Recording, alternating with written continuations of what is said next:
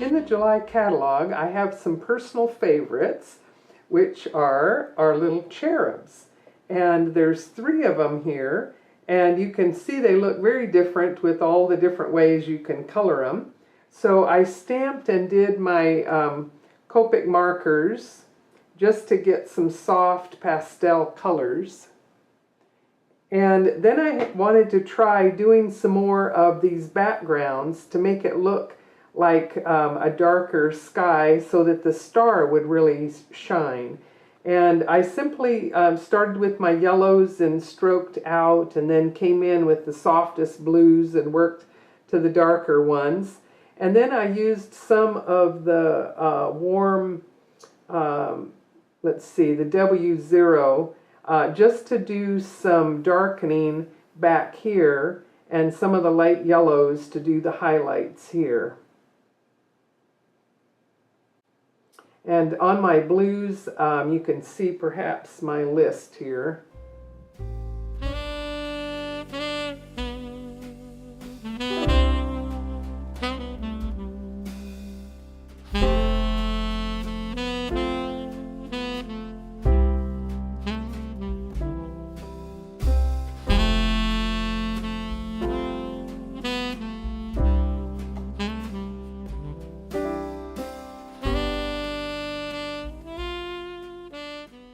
With this one, I just did some more of the blues, and I just got a real sort of a mottled look with the blues. You can tell it was very wet with the markers, but it gave me just a soft color, and then I just sort of faded it away as I got a little bit further out from the characters.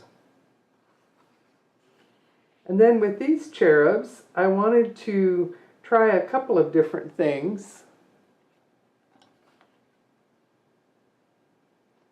And here I did as though he's actually walking on clouds and a very soft sunrise off in the distance.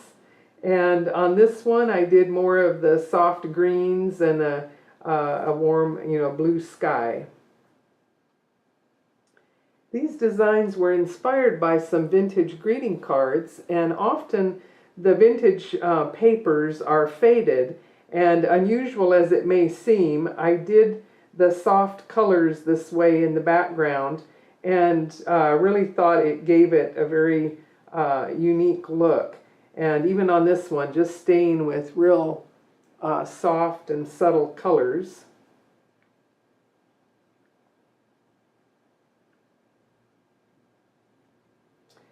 And then I took my chunky white embossing powder and just splashed a bit on it, and then be sure and heat it from underneath.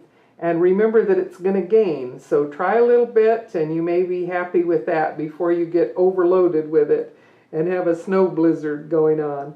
And you can always brush it away from the face if it's right on top of some part of it, but I think it's quite fun effect.